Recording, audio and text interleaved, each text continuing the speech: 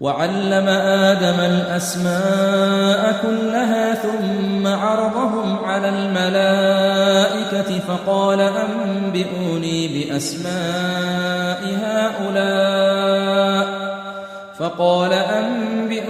بأسماء هؤلاء إن كنتم صادقين.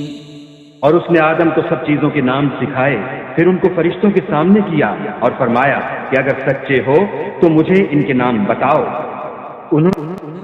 قالوا سبحانك لا علم لنا إلا ما علمتنا إنك أنت العليم الحكيم. انہوں نے کہا تو پاک ہے، جتنا علم تو نے ہمیں بخشا ہے اس کے سوا ہمیں کچھ معلوم نہیں، بے شک تو دانا اور حکمت والا ہے. قال يا آدم أنبئهم بأسمائهم